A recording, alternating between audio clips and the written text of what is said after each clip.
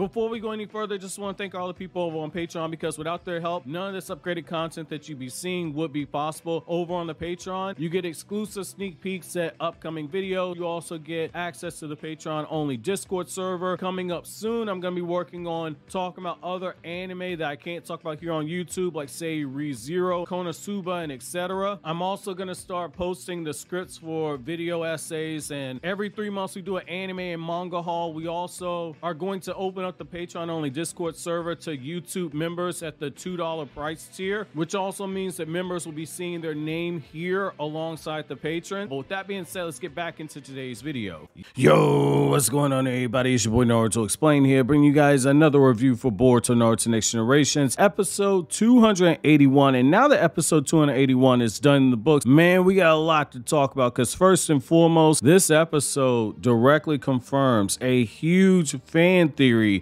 that goes all the way back to when we first got the car actuation arc and we saw all those car inner members gathered. There was a huge theory running around in the fandom for a long time that there was actually an 8th anime original car in a member, and for a long time I thought, hey, maybe this is true, but then I gave up hope because we never saw anything come of it. Well, lo and behold, in this episode we actually learned that Olga is the 8th car in a member, but most importantly, that was a puppet. So if you said, hey, that Olga that we're seeing in these experiments, that's just a puppet, that's not the real Olga. The real Olga was Yatsumi, and Yatsumi is the 8th car in a member. So if you predicted that, congratulations, you are a great prognosticator, because again, I gave up on this theory that there was an 8th car in a member. That was a hell of a plot twist. Now, the next thing I will definitely say is that this episode does a really good job, because there are so many small Easter eggs that directly connect to the manga, and it really connects to what we just got in Boruto chapter 76. When I get home from the holidays, I'll make a separate video explaining everything, but there's a huge connection to Ada. I don't want to dive into it here because that will be a spoiler for the anime viewers who are watching this video. So with that being said, though, now we got my initial thoughts out of the way. Let's back things up and let's get into the recap portion of the review. So the episode opens up where you have Boruto, and he's walking through that medical room and he sees everybody in all these different chambers. You got Boruto and Rokuo.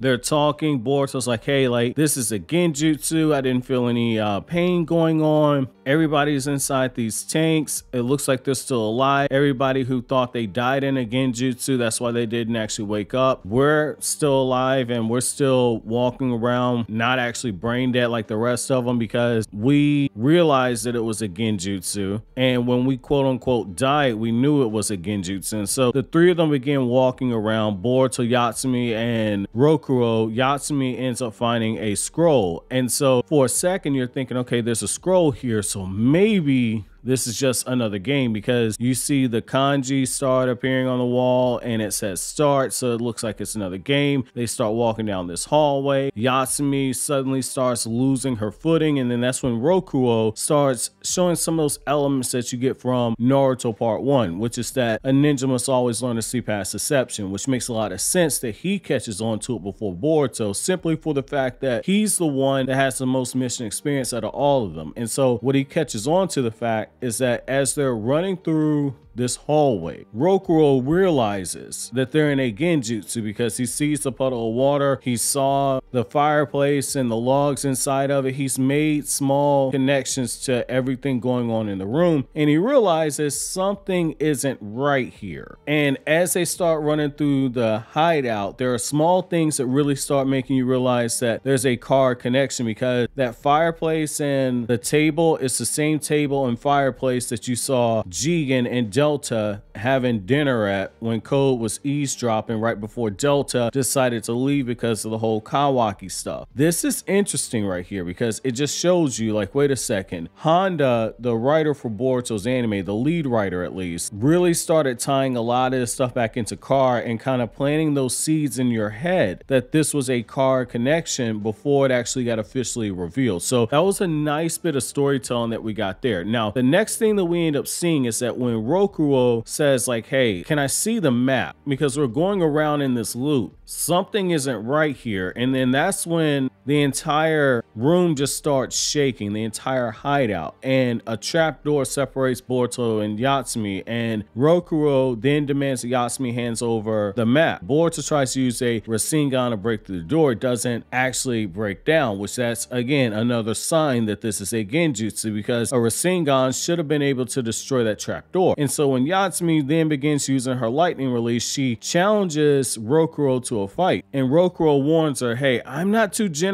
like Boruto. You don't want to get on my bad side. Just hand me the map over. And in that moment there, Rokuo ends up shooting one of those needles out at her, and it ends up traveling through her bloodstream. And for the time, you're thinking, okay, Rokuo has Yatsumi under control. And for a second, the episode tries its best to make you believe that Rokuo might actually be the one that's the bad guy in all of this. And given all these car connections and everything, it tries to make you think that he might very well be one of the car inners. Or in this case, we were thinking the outers, when in reality, we're dealing with car inners here. And so when Rokuo's walking through the hideout, he stumbles across that huge column. The very same column that Code was sitting on top of when he and Delta were fighting over who was gonna track down the traitor. And that's when we see the Olga puppet. And the puppet then lashes out towards Rokuo, grabs onto him, and we learn later in the episode that there was an explosion. But again, this was all a Genjutsu. And so the next thing that we end up finding out is as Boruto and Yatsumi are walking through and it looks like they're gonna get towards an ending, that's when Yatsumi finally reveals the truth, that she's the 8th car inner member. And that's when the anime, it starts playing the background music and all the small cues that you had when you're watching the episode, everything begins to start making sense. You start seeing that those chairs that Jigen was sitting on when he was talking to Kashin Koji, that had the Rini Sharingan on it, those chairs are shown there. And after Yatsumi begins to start explaining everything, we learn that she's the 8th car inner member that was created by Amato. However, unlike the other car inner members, her body was not modified for combat. Instead, her body was specifically modified to enhance her brain. That way she could help Amato. However, here's the interesting thing about this. Apparently, she got out of the car organization just before all the crazy stuff started happening and Amato started eliminating everybody. But the big thing about all this is that before she got out, Jigen, apparently it looks like Jigen shot one of those chakra rods into her skull and it ended up affecting her brain. And so the second half of this episode ends up dealing with Yatsumi and her story and her motivations. And so essentially what she was doing is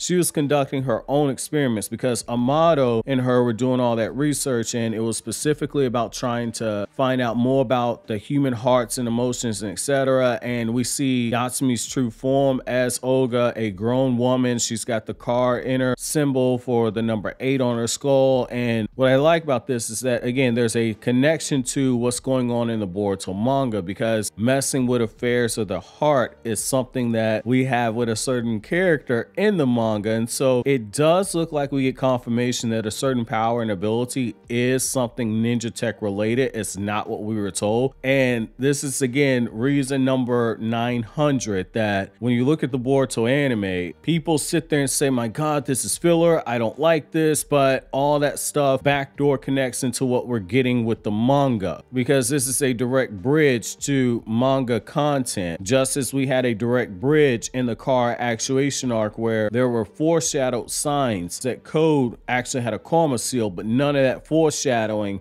was in the manga, because this is required information in order to fully understand what's going on with the Boruto manga right now. So I thought that that was a very clever way to actually tie that stuff in together right there. And so essentially when Boruto and Olga began talking and Boruto's trying to get to a common ground with Olga, we have this moment where Boruto realizes that this is a Genjutsu inside of a Genjutsu, as she was saying, and the room starts breaking apart and we see Olga and she's basically telling Boruto like, hey, like, go ahead and stab me and this Genjutsu will end. If this Genjutsu ends, everybody will wake up. The Genjutsu is connected to me. So what we're seeing with this Olga here is it's an illusion of her real body. Her real body is at the center of all the research that's going on. Her real body is at the center of the Genjutsu. She's in a pod that's connected to a huge device, and if she wakes up inside the pod, then everybody else will wake up. But Boruto sees through the deception and says, if I stab you, that will kill your main body. If that kills your main body, everybody wakes up. However, I don't want you to die. And so this is another arc where instead of there being a big knockdown, drag 'em out fight, there's more talking in the climax. But with this one, I think the reveal and the payoff that you get,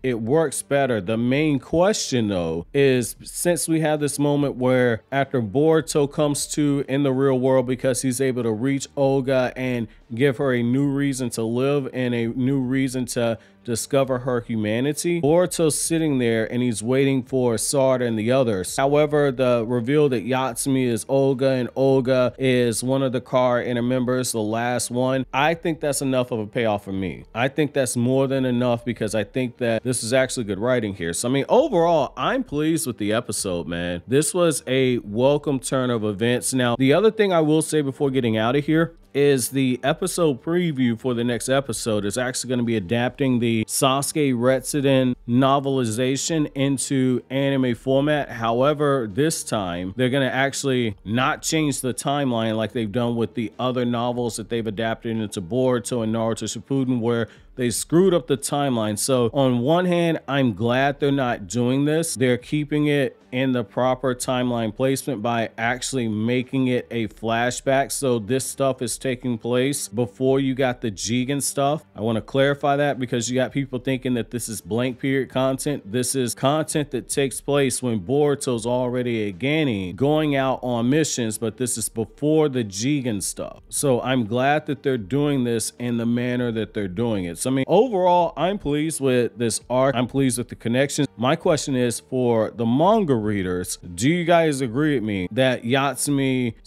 / Olga and the stuff that Amato had her working on is a direct connection to a certain character's powers of control in the Boruto manga? And for the anime viewers, how did you like this plot twist that there's an 8th car inner member? And how many of you guys still held on to the faith that there was going to be a reveal for that 8th car inner member that we saw in the openings way back when we got all that car stuff last year? While you think that over, click here to watch my Black Clover chapter review on Kryptonian Saiyan, or click here for this Naruto Explained video.